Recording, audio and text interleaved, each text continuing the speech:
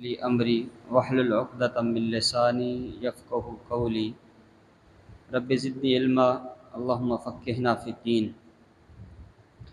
اما بعد فاعوذ باللہ السمیع العلیم من ہمزہ ونفخہ ونفثہ من الشیطان الرجیم الا للہ الدین الخالص وما امروا الا لیعبدوا اللہ مخلصین لہ الدین حنفاء ویقیموا الصلاۃ ویؤتوا الزکاۃ ذلک دین القیمہ اللہم صلی علی محمد وعلی آل محمد کما صلیت علی ابراہیم وعلی آل ابراہیم انک حمید مجید اللہم بارک علی محمد وعلی آل محمد کما بارکت علی ابراہیم وعلی آل ابراہیم انک حمید مجید۔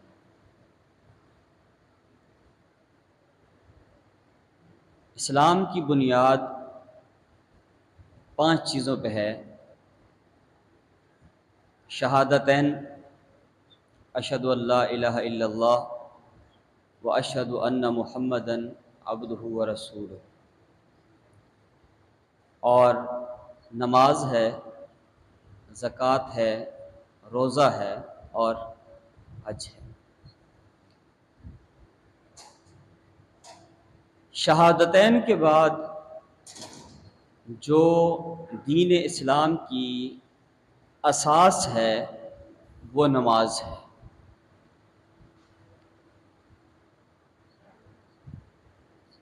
اور دوسری چیز زکوٰۃ ہے۔ قرآن بھی کہتا ہے کہ اقیموا الصلاۃ، نماز قائم کرو، ولا تکونوا من المشرکین، مشرک مت بنو۔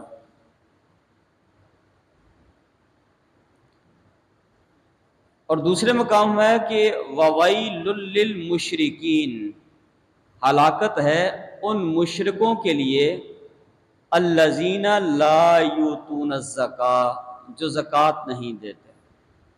اب اس مشرک سے مراد مشرکین مکہ نہیں ہے، اس مشرک سے مراد یہود و نصارہ نہیں ہے۔ ان مشرکین سے مراد وہی ہیں جو لا الہ الا اللہ پڑھ رہا ہے، محمد الرسول اللہ پڑھ رہا ہے، اللہ کی توحید کی بات کر رہا ہے اور رسول اللہ صلی اللہ علیہ وسلم کی رسالت کو تسلیم کر رہا ہے۔ یعنی ایک بندہ توحید پہ بھی کاربند ہے، رسالت کو بھی مانتا ہے، لیکن اس کے باوجود اگر نماز اور زکوٰۃ کے اندر کوتاہی کر رہا ہے تو پھر وہی حکم ہے وما یؤمن اکثرهم باللہ الا وهم مشرکون۔ کتنے ہی لوگ ایمان کا اقرار اور اظہار کرنے کے باوجود مشرک کے مشرک ہی رہتے ہیں۔ رسول اللہ صلی اللہ علیہ وسلم کی حدیث کے آپ میں کہ بین العبد و بین الکفر ترک الصلاۃ، بندہ مومن اور کفر کے درمیان حد فاصل اگر کوئی چیز ہے تو وہ کیا ہے؟ نماز۔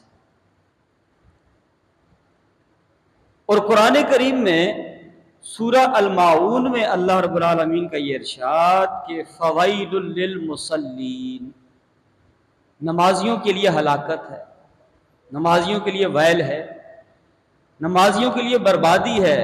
کیوں؟ الذین هم عن صلاتهم ساہون، جو اپنی نمازوں کے اندر سستی برتتے ہیں۔ اب ہم اپنے روزمرہ کے معمولات کو دیکھیں کہ ہم کتنا نماز کے لیے بےتاب ہوتے ہیں۔ بلال کی اذان تھوڑی سی لیٹ ہو جائے تو اللہ کے رسول صلی اللہ علیہ وسلم کہتے ارحنا یا بلال، بلال اذان کیوں نہیں دے رہے؟ ہم بےتاب ہو رہے ہیں۔ اس لیے کہ یہ نماز ہمارے رب سے ملاقات ہے، ہم اپنی رب سے ملاقات کے لیے بےتاب ہو رہے ہیں۔ ارحنا یا بلال، بلال اذان دو اور ہماری اس بے چینی کو دور کرو۔ ہم کتنے نماز کے پابند ہیں؟ یا نماز کے لیے کتنی ہمارے اندر سے آواز آتی ہے ہمارے؟ رسول اللہ صلی اللہ علیہ وسلم کی حدیث، اور میں کہ 7 قسم کے لوگ ایسے ہیں کہ جن کو اللہ رب العالمین قیامت کے دن اپنے عرش عظیم کا سایہ نصیب کرے گا۔ ان میں ایک وہ بھی ہے کہ جس کا دل مسجد کے ساتھ لگا رہتا ہے۔ ایک نماز ادا کی، اب اگلی نماز کی تیاری کر رہا ہے، وہ نماز ادا کی، اگلی نماز کی ادائیگی کے لیے کر رہا ہے۔ اور مومن کا وتیرہ یہ ہے، اس کا دل مسجد کے ساتھ لگا ہوا ہے، وہ مسجد میں جلدی آئے گا اور لیٹ جائے گا۔ اس کی کوشش یہ ہوتی ہے کہ میرا زیادہ ٹائم جو ہے وہ مسجد کے اندر گزرے۔ مسجد کے اندر کوئی بھی ذکر نہیں کر رہا، صرف مسجد کے اندر بیٹھ رہا ہے۔ مسجد کے اندر بیٹھنا بھی عبادت ہے، کیونکہ رسول اللہ صلی اللہ علیہ وسلم کی حدیث ہے کہ اللہ کی اس زمین پر سب سے بدترین جگہیں جو ہیں وہ الاسواق، وہ مارکیٹیں ہیں، وہ منڈیاں ہیں، وہ بازار ہیں، اور اللہ کی اس زمین پر سب سے بہترین اماکن، خیر و برکت کے منبع اگر کوئی ہیں تو اللہ کی مساجد ہے، جہاں اللہ کا ذکر کیا جاتا ہے، جہاں اللہ کو یاد کیا جاتا ہے۔ تو کوئی کچھ بھی نہیں کرتا تو صرف مسجد کے اندر آ کے اگر بیٹھ بھی جاتا ہے تو وہ بھی خیر سے خالی نہیں ہے۔ تو اللہ رب العالمین ان لوگوں کو اپنے عرش عظیم کا سایہ نصیب فرمائے گا کہ جن کے دل جو ہے وہ مسجدوں کے ساتھ معلق ہے، مسجدوں کے ساتھ جڑے ہوئے ہیں۔ تو مسجد کی زیب و زینت، مسجد کی خوبصورتی کس کے ساتھ ہے؟ عبادات کے ساتھ ہے۔ مسجدیں خوبصورت فانوس سے، اے سی سے، اچھے پتھر لگانے سے، اچھی پینٹنگ کرنے سے آباد نہیں ہوتی، مسجدیں آباد ہوتی ہیں اللہ کے ذکر سے۔ اور مسجد کے اندر جو سب سے بڑا ذکر ہے وہ کون سا ہے؟ نماز ہے۔ اللہ اپنے نبی کو کہہ رہا ہے اقم الصلاۃ لذکری، اے نبی اس نماز کو قائم کر کے میرے ذکر کو قائم کر۔ تو نماز کیا ہے؟ اللہ کا بہترین ذکر ہے جس سے مسجد جو ہے وہ آباد ہوتی ہے۔ اور اللہ کے رسول صلی اللہ علیہ وسلم کو آپ ہمیشہ نماز کی جستجو، نماز کے لیے بے چین، نماز کے لیے مضطرب آپ کی کیفیت رہتی ہے۔ آج ہم دیکھیں کتنا نماز کے لیے ہم بے چین ہوتے ہیں، ہماری فرائض جو ہے وہ جا رہے ہوتے ہیں، ہمیں اس چیز کی پرواہ نہیں ہوتی، جبکہ اللہ قرآن میں اپنے نبی کو کہا رہا ہے وَاسْجُدْ وَاقْتَرِب۔ آپ کی زندگی میں پریشانی آ رہی ہے، کوئی بھی مسئلہ ہے، آپ سجدہ کرو، اللہ کے قریب ہو جاؤ۔ یعنی اللہ کے قریب کرنے والی چیز کیا ہے؟ سجدہ ہے۔ اور سجدہ کہاں پہ ہوتا ہے؟ نماز میں۔ الصلاۃ معراج المومنین، اللہ کے رسول صلی اللہ علیہ وسلم معراج میں اللہ کے قریب ہوئے نا، سدرۃ المنتہا پر، پھر آگے اللہ رب العالمین سے گفتگو، پردے حجاب کے پیچھے اللہ کا تقرب۔ تو اللہ رب العالمین نے ہر مومن کے لیے تقرب کیا رکھا؟ الصلاۃ معراج المومنین، نماز مومن کا معراج ہے۔ اللہ کا تقرب چاہتے ہو، اللہ کے قریب ہونا چاہتے ہو تو واسجد واقترب۔ اور ایک صحابی، چھوٹا سا بچہ ہے، ربیہ ان کا نام ہے، اللہ کے رسول صلی اللہ علیہ وسلم کی خدمت پر یہ مامور ہے۔ اللہ کے نبی کے لیے مسواک تیار کرنا، اللہ کے نبی کے لیے وضو کا پانی رکھنا، جو چھوٹی چھوٹی یہ بچہ آپ کی خدمت کر سکتا ہے، چھوٹا سا بچہ ہے، اور اللہ کے نبی علیہ السلام کے ساتھ جڑا ہوا ہے۔ تو اللہ کے رسول صلی اللہ علیہ وسلم نے رات کو جب بچے سو رہے ہیں تو یہ بچہ رسول اللہ صلی اللہ علیہ وسلم کی خدمت پہ مامور ہے، آپ کے لیے وضو کا پانی رکھ رہا ہے، تہجد کے لیے مسواک تیار کر کے دے رہا ہے۔ تو اللہ کے نبی نے فرمایا کہ ربیہ کیا چاہتے ہو؟ مانگو، جو مانگنا ہے اللہ سے مانگ کے دوں گا۔ تو حضرت ربیہ کہنے لگے اللہ کے رسول صلی اللہ علیہ وسلم، جس طرح دنیا کے اندر آپ کی رفاقت ملی ہوئی ہے، اللہ کے پیغمبر قیامت کے دن بھی آپ کی رفاقت چاہتے ہیں۔ یا رسول اللہ، آپ جنت میں اعلیٰ مقام پر ہوں گے، ہمیں بھی اللہ کی ذات سے امید ہے، یقین ہے، اللہ رب العالمین ہمیں بھی جنت میں داخل کرے گا۔ لیکن اللہ کے پیغمبر، آپ کی جنت کہاں پہ ہوگی اور ہمارا مقام کہاں پہ ہوگا؟ اللہ کے رسول، میں وہاں پر آپ کی رفاقت چاہتا ہوں۔ تو رسول اللہ صلی اللہ علیہ وسلم نے اس چھوٹے سے بچے سے کیا کہا کہ اگر جنت کے اندر میری رفاقت چاہتا ہے تو کثرت سے نوافل ادا کر، کثرت سے نوافل۔ ہمارا المیہ یہ ہے کہ ہم موقت سنتیں بھی نہیں پڑھتے، صرف فرض پڑھے اور نکل گئے، ہمیں سنتیں پڑھنے کی ضرورت نہیں ہے، جبکہ فضیلت اس کی رسول اللہ صلی اللہ علیہ وسلم ہے کہ جو آدمی فجر کی 2 سنتیں پڑھتا ہے، زور کی 4 پہلے اور 2 بعد 6 سنتیں پڑھتا ہے، مغرب کی 2 سنتیں پڑھتا ہے اور عشاء کے بعد 2 سنتیں پڑھتا ہے، اللہ رب العالمین جنت کے اندر اس کے لیے محل بنائے۔ یہ کتنی بڑی اللہ رب العالمین کی طرف سے۔ اور قیامت کے دن اگر انسان کی نمازوں کے اندر، رکعات کے اندر اگر کوئی کمی کوتاہی نکل گئی تو اللہ رب العالمین ان تطوع سے، ان سنتوں سے اس کو پورا کرے گا۔ اور ایک اور بات بتاؤں، سنتوں کو دوام کے ساتھ پڑھنا، جیسے ہمارے ہاں ایک تصور پایا جاتا ہے قضائے عمری کا، کہ بھائی ہر نماز کے ساتھ ایک نماز پڑھو تو یہ آپ کی قضائے عمری ہوگی، جس کا نہ قرآن کے اندر کوئی ثبوت ہے اور نہ ہی رسول اللہ صلی اللہ علیہ وسلم کی تعلیمات میں اس کا کوئی ثبوت ہے، اور نہ ہی صحابہ کرام نے اس پر کوئی عمل کیا ہے۔ عجیب مشقت میں امت کو جو ہے وہ الجھایا ہوا، جبکہ ہمیں خود شریعت نے بہترین یہ ساتھ میں قضائے عمری دی ہوئی ہے۔ آپ کو معلوم ہے فجر سے لے کر عشاء تک جو کل فرائض کی تعداد بنتی ہے وہ کتنی ہے؟ 2 فجر کے ہیں، 4 ظہر کے ہیں 6، 4 جو ہیں وہ عصر کے ہیں 10، 3 جو ہیں وہ مغرب کے ہیں 13، اور 4 جو عشاء کے ہیں کتنے ہیں؟ 17۔ فرائض کی تعداد 17 ہے۔ سنتوں میں آپ آ جائیں، 2 فجر کی ہیں، 6 ظہر کی کتنی ہو گئی؟ 8، 2 مغرب کی ہو گئی 10، 2 عشاء کی ہو گئی 12، 3 وتر ہو گئے، کتنے ہو گئے؟ 15۔ اور نبی علیہ الصلوۃ والسلام وتر کے بعد بھی 2 رکعت بیٹھ کر پڑھا کرتے تھے، 2 وہ بھی ملا لیے جائیں تو یہ کتنی رکعت بن جاتی ہے؟ آلریڈی آپ کی قضائے عمری ہو رہی ہے، آپ کو الگ سے زور کے ساتھ زور، عصر کے ساتھ عصر، آپ باقاعدگی کے ساتھ ان سنتوں کی ادائیگی کرنے والے بن جائیں۔ اور ہمارے یہاں بھی ایک معمول ہے، بہت سارے لوگ آپ دیکھیں گے بیٹھ کے جو ہے وہ یہ سنتیں پڑھ رہے ہوتے ہیں، جبکہ یہ نبی علیہ السلام کا خاصہ تھا۔ آپ علیہ السلام بیٹھ کے سنتیں پڑھتے تھے، اور آپ نے فرمایا کہ اللہ رب العالمین مجھے اس پر ثواب قیام کا دیتا ہے۔ تو اس سے معلوم یہ ہوا کہ اگر ہم نے ان سنتوں کو پڑھنا ہے اگر وتر کے بعد، تو ہمیں کھڑا ہو کے پڑھنا چاہیے۔ وہ رسول اللہ صلی اللہ علیہ وسلم بیٹھ کے پڑھا کرتے تھے۔ ہاں اگر کسی کی عمر زیادہ ہے، اس کو کھڑے ہونے میں مسئلہ ہے، تو یقیناً وہ بیٹھ کے پڑھے، اس میں کوئی مذائقہ نہیں، لیکن اگر صحیح تندرست توانا آدمی ہے تو اس کو یہ 2 سنتیں کھڑے ہو کر پڑھنی چاہیے۔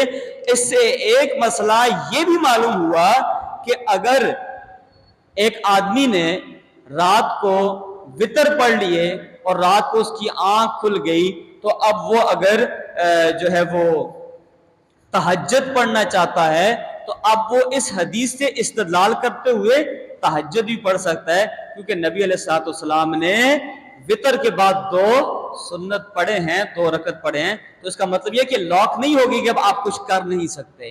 اگر آپ کا ہمیشہ کا معمول ہے، آپ کو معلوم ہے کہ آپ نے تہجد کے لیے اٹھنا ہے، تو پھر آپ اپنے وتر کو چھوڑ دیجئے، پھر آپ جب رات کو اٹھیں، آپ قیام کریں، وتر پڑھیں، اللہ کے حضور کھڑے ہوں، اور اس کے بعد پھر آپ نے آخری نماز آپ کی وتر ہونی چاہیے۔ لیکن اس کا یہ مطلب نہیں ہے کہ وتر پڑھ لیے تو بس اب لاک ہو گیا، اب آپ کوئی رات کو نماز نہیں پڑھ سکتے۔ اور وہ لوگ جو لاک کر رہے ہیں نماز کو، وہ بھی ان وتر کے بعد 2 رکعت بیٹھ کے پڑھ رہے ہوتے ہیں۔ عجیب منطق ہے۔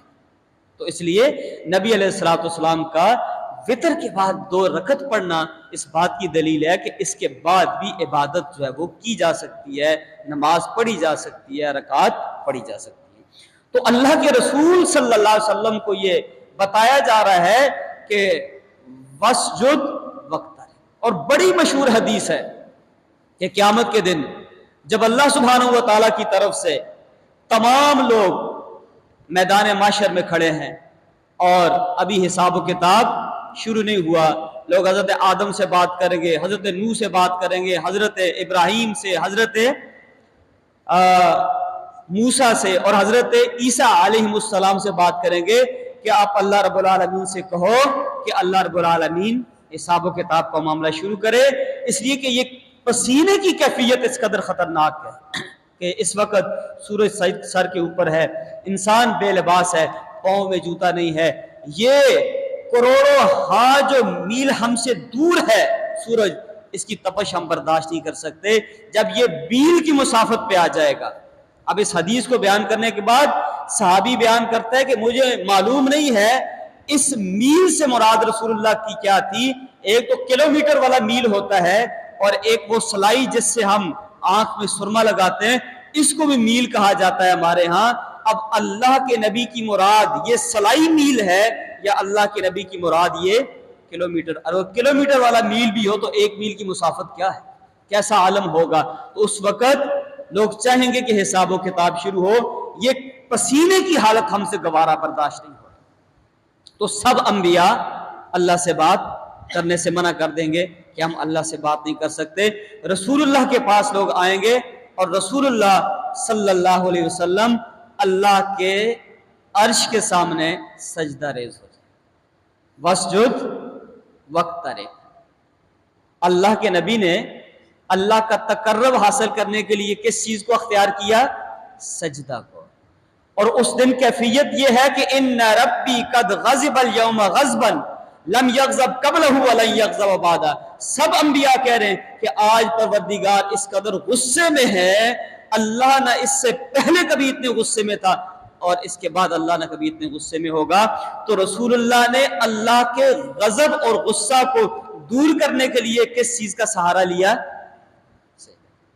آج ہماری زندگی کے اندر آزمائشیں، ابتلائیں، تنگ دستیاں، یہ جتنے بھی معاملات ہیں، اگر قیامت کے دن کی وہ تلخی، حشر کے دن کی وہ سختی، حشر کے دن کی وہ مصیبت اگر نبی کے سجدے سے دور ہو سکتی ہے، اللہ کا غضب و غصہ، قہر و جلال اس سجدے سے دور ہو سکتا ہے، آج اللہ کی ناراضگیاں ہمارے سجدوں سے کیا دور نہیں ہو سکتی؟ آج اللہ ہم سے ناراض ہے۔ کیوں ناراض ہے؟ کہ ہم اللہ کی جو عبادت کرنے کا حق تھا وہ حق ہم اللہ کو، یہ تو اللہ کی مہربانی ہے، وہ رحمان ہے، وہ رحیم ہے، اس کے باوجود وہ ہمیں موقع دیتا چلا جا رہا ہے، لیکن ہم اللہ کا حق ادا نہیں کر رہے۔ وما قدر اللہ حق کا قدر ہی، لوگ اللہ کی قدر اس طرح نہیں کر رہے جس طرح اللہ کی قدر کرنے کا حق تھا۔ تو وسجد وقترب، اللہ کے قریب ہونا ہے تو سجدہ کرنا ہے، نبی کی شفاعت چاہیے، نبی کی رفاقت چاہیے، نبی کے قریب ہونا چاہتے ہو تو پھر کیا ہے؟ کثرت نوافل، کثرت سجود۔ اور کثرت سجود کیسے ہوگی؟ جب آپ کثرت نوافل ادا کریں، آپ اپنی سنتوں کو ادا کریں گے، اس کے ساتھ نوافل کو ادا کریں گے، آپ تہجد کا اہتمام کریں گے۔ والذین یبیتون لربہم سجدا وقیاما، وہ لوگ فرض نماز تو پڑھتے ہی پڑھتے ہیں، ان کی راتیں سوتے میں نہیں گزرتی۔ باتا یبیتو کا مطلب ہوتا ہے رات گزارنا۔ والذین یبیتون لربہم سجدا وقیاما، یا تو وہ حالت قیام میں ہوتے ہیں یا لمبے لمبے سجدے میں۔ فَإِذَا فَرَغْتَ فَانْصَبْ، اللہ نے اپنے نبی کو بھی کیا کہا؟ نبی کا ہر کام، نبی کا دعوت دینا یہ خود دین ہے۔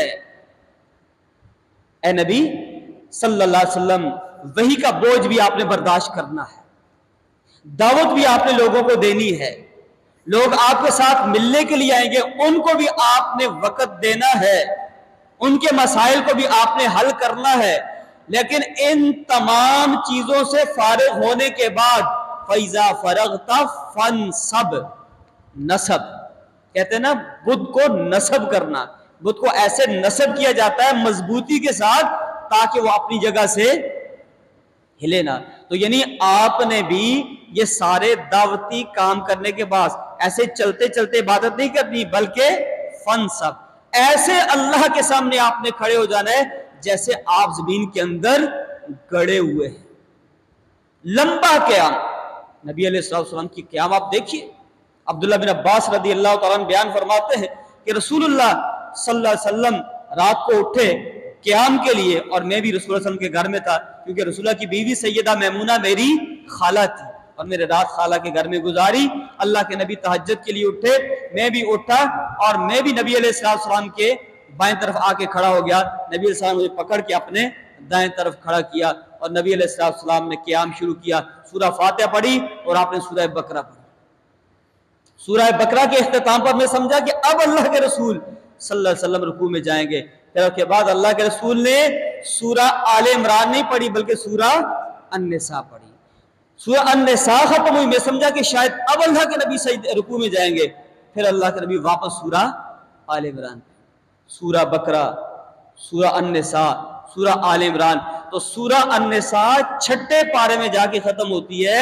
تو نبی علیہ السلام کی پہلی رکعت کا جو قیام تھا وہ 5.25 پارے کا تھا. فَإِذَا فَرَغْتَ فَانْصَبْ وَإِلَىٰ رَبِّكَ فَارْغَب. جب آپ اپنے دعوتی کاموں سے فارغ ہو جائیں تو زمین پہ گڑ کر اللہ کے سامنے قیام میں کھڑے ہو جائیں, اور اسی سے آپ اللہ کی طرف مرغوب ہو جائیں گے. یہی چیز اللہ کے قریب آپ کو کرنے والی.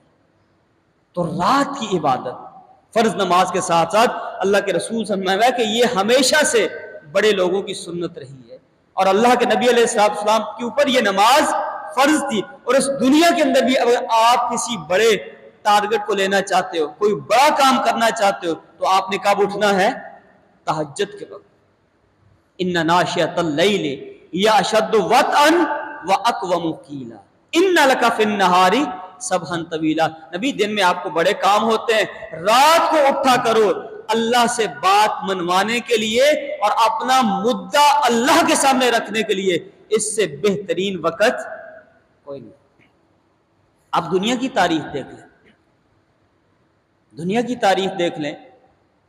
وہ شخص جس نے گھڑی بنائی ہے سوئٹزرلینڈ کا تھا, اس کا معمول یہ تھا کہ وہ رات کو 2 بجے اٹھ کے اپنا کام شروع کر دیتا تھا. 2 بجے کام شروع کرتا تھا اور 8-9 بجے وہ فارغ ہو جاتا تھا, اور اس کے بعد پورا دن وہ اپنے جو بھی اس کے کام کاج عیاشی جو بھی گھومنا پھرنا ہوتا تھا, اور پھر مغرب پہ آ کے سو جاتا تھا. اب جو بندہ مغرب پہ سوئے گا تو رات کو 1 بجے 2 بجے تو آرام سے, اس کو الارم کی ضرورت نہیں ہے, کم سے کم بھوک لگے گی وہ اٹھ جائے گا. ہم 12 بجے تو کام سے واپس آتے ہیں, پھر ہم کھانا کھاتے ہیں, پھر ہم سوتے ہیں. ہم اٹھ بھی جائیں تو ہم اپنا مدعا پھر بھی اللہ کے سامنے بیان نہیں کر سکتے. کیوں؟ ہمارا دماغ اس وقت نیند سے بھرا ہوا ہوتا ہے, ہمارا دماغ اس وقت فریش نہیں ہوتا. یہ وہ اس آدمی کے لیے ہوگا کہ جو رات کو عشاء کی نماز پڑھنے کے بعد آرام سے سکون سے سو جائے گا, اس کو کسی الارم کی ضرورت نہیں پڑے گی, وہ اٹھ کر تہجد کے ٹائم اپنے کھڑا ہو جائے. تو ہمیشہ جن لوگوں نے بڑا ٹارگٹ لینا ہوتا ہے یا بڑا کام کرنا ہوتا ہے وہ تہجد کے لیے اٹھتے ہیں. نبی علیہ السلام کی اگر تہجد رہ بھی جاتی تھی تو آپ اس کی اشراق کے بعد اس کی قضا کرتے تھے. تو رات کو اٹھنا یہ ہمیشہ بڑے لوگوں کا وظیفہ رہا ہے اور بڑے لوگوں کی عبادت رہی ہے.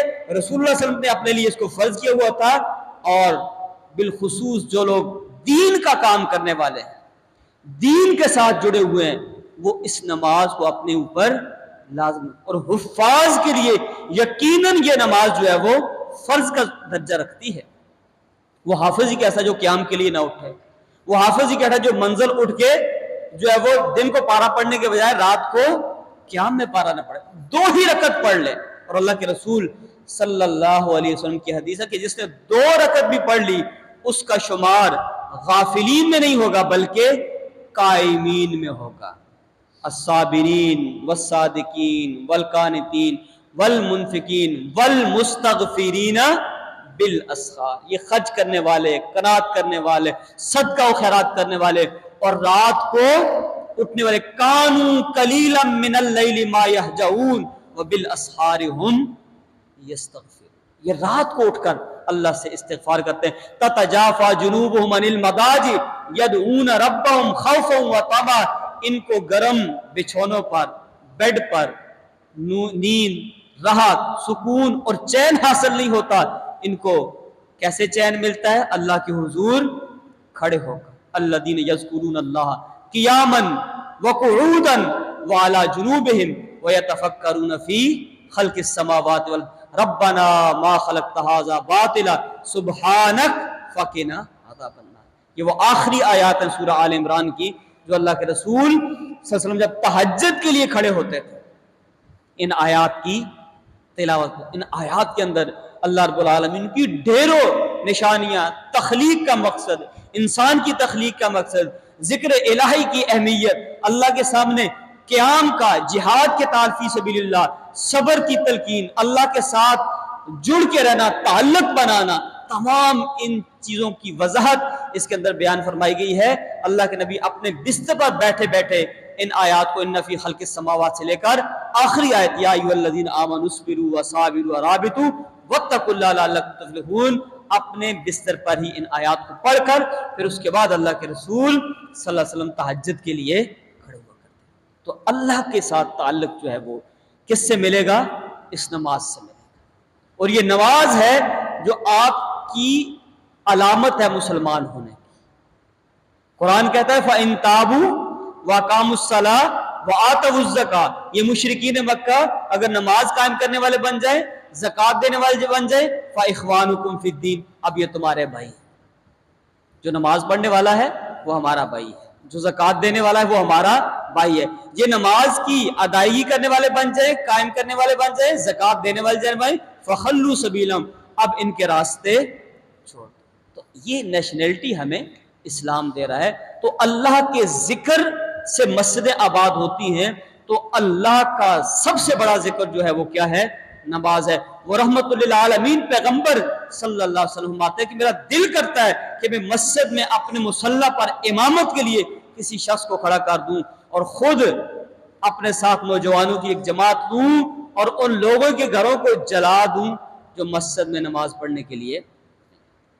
ہماری مسجدیں اب دیکھیں ان کی فجر میں ان کیا حالت ہوتی ہے، مسجدیں ویران ہوتی ہیں، ظہر میں دیکھیں، عصر میں دیکھیں، مغرب میں، عشاء میں، لیکن مسجد فجر میں اگر آپ نے دیکھنی ہو تو تمام مسجدیں چاہے وہ شہر کی ہیں تو شہر کے اعتبار سے ویران نظر آتی ہیں، وہ گاؤں دیہات کی ہے، بعض دفعہ تو ایسا ہوتا ہے کہ اقامت دینے والا دوسرا آدمی بھی نہیں ہوتا۔ یہ ہماری کیفیت، ہم نے جو اللہ سے عہد کیا، وعدہ کیا، اس وعدے کو ہم نے پورا نہیں کیا۔ بظاہر ہم کہنے کو مسلمان ہیں، لیکن نہ ہماری نماز صحیح، نہ ہماری زکوٰۃ کی ادائیگی، نہ صوم و صلات، نہ روزہ، حج عمرہ تو بعد کی باتیں، جو ہمارے بس میں ہے ہم ان کو کتنا ریگولر ادائیگی کے ساتھ کر رہے ہیں۔ اب نماز ادا کرنا کون سا مشکل کام ہے؟ اس کے لیے شرط نہیں لگائی کہ آپ نے اپنے محلے کی مسجد میں جا کے ادا کرنی ہے، بلکہ ان الصلاۃ کانت علی المؤمنین کتابا موقوتا، نماز تم پر فرض کر دی، جہاں بھی تمہیں موقع ملے، جہاں بھی تم مسجد پاؤ، اور جا کر نماز تم اس کو جماعت کے ساتھ ادا کرو۔ لیکن ہم اس معاملے میں کوتاہی کرتے ہیں۔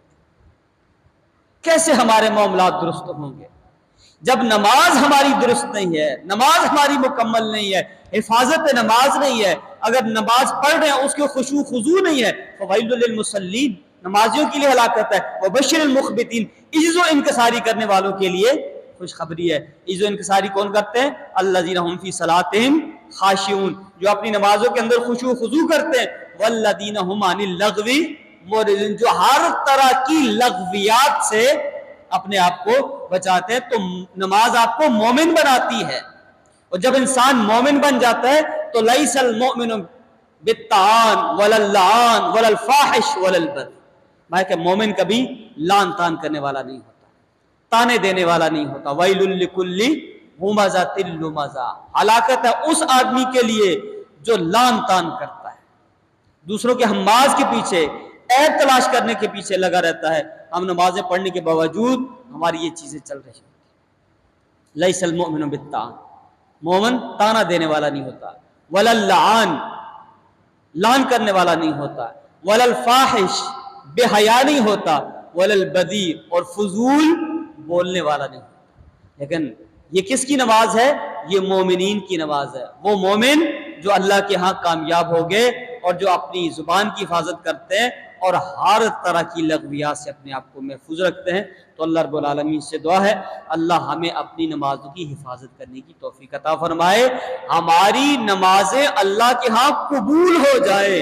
اتل ما اوحی الیک من الکتاب واقم الصلاۃ ان الصلاۃ تنہی عن الفحشاء والمنکر، ہماری نمازیں کیسے پتہ چلے گا کہ ہماری نمازیں قبول ہو گئی؟ اگر نمازیں ہم نے پڑھ لی، اس کے باوجود ہم برائی سے باز نہیں آ رہے، لعن طعن سے ہم باز نہیں آ رہے، حرام کاری سے ہم باز نہیں آ رہے، بد نظری سے ہم باز نہیں آ رہے، منکرات ہماری زندگی سے ختم نہیں ہو رہے، تو اس کا مطلب یہ ہے کہ نمازیں قبول نہیں ہیں۔ جب نمازیں قبول ہو جاتی ہیں تو انسان کی نگاہ کی بھی حفاظت ہو جاتی ہے، نمازیں قبول ہو جاتی ہیں تو انسان منکرات سے بچ جاتا ہے، جب نمازیں قبول ہو جاتی ہیں تو انسان لغویات سے محفوظ ہو جاتا ہے۔